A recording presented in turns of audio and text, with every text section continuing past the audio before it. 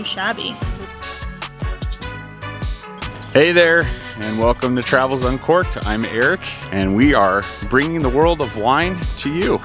We are here today in New Mexico, a mile from the Rio Grande River, and we're in this gorgeous vineyard.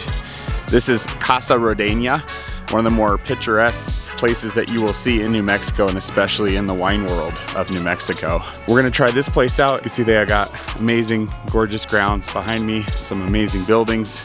We're gonna go try some tastings here, learn a little bit more about New Mexico wine.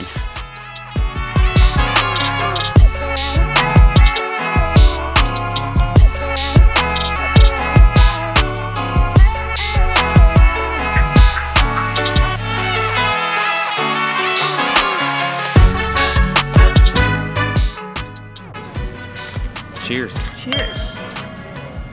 We are at Casa Rondeña in Albuquerque, New Mexico.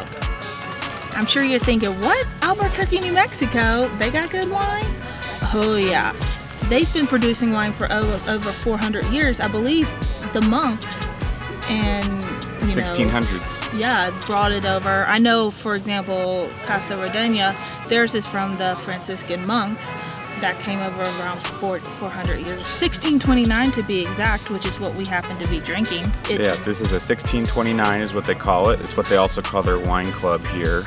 That year is significant, obviously, because of the origin of wine here in New Mexico. Yeah, and the 1629 is a blend of Syrah, Tempranillo, and Cabernet, which all come from the Deming region. So Deming has a lot of really good bold reds down in that area. In Deming, which is in the southwestern portion of New Mexico, near the Arizona border, that's where the most amount of wine grapes are grown by far in the entire state of New Mexico. But New Mexico has wineries and has vineyards all throughout the different corners of New Mexico. But by far, Deming is the king as far as production. And so a lot of the smaller wineries actually do source their grapes in addition to what they have on their estate from Deming, so that they can have tasting rooms and have different varietals that might not be in their specific region. So it allows them to get a little more variety by sourcing from Deming.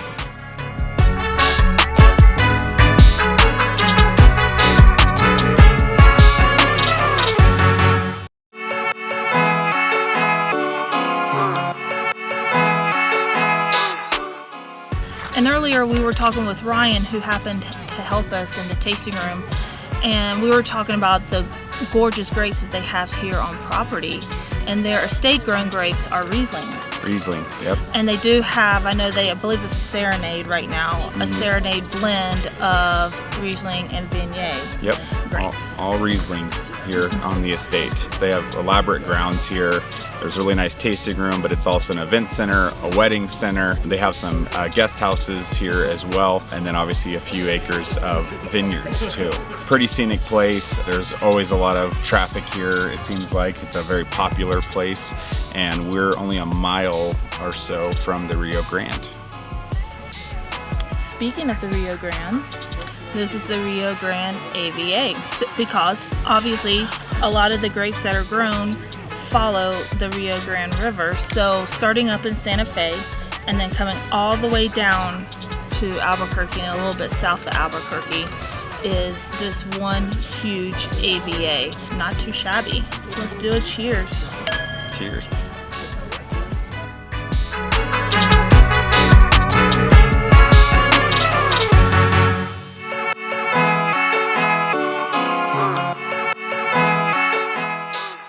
So we're all finished up here with our tasting and learn about Casa Rondeña, and now we are going to head over to the Corrales wine loop, which is literally just on the other side of the Rio Grande. There's about 4 or 5 wineries that are in a little loop that are all within a couple miles apart, and so that's why they call it the Corrales wine loop. And a lot of those estates there now are former horse ranches, and so there's a lot of horse property still dotted around the area amongst the wineries. We're gonna go try a few of them. They're a little bit smaller wineries than this big guy. This is one of the more fancy-dancy wineries here, and they're really proud of their estate and their architecture and the influence here, but sometimes we like the smaller wineries too because you can really see the passion in the wine, and you often meet the winemaker who's also the owner, who might be the vineyard manager. So let's get rolling.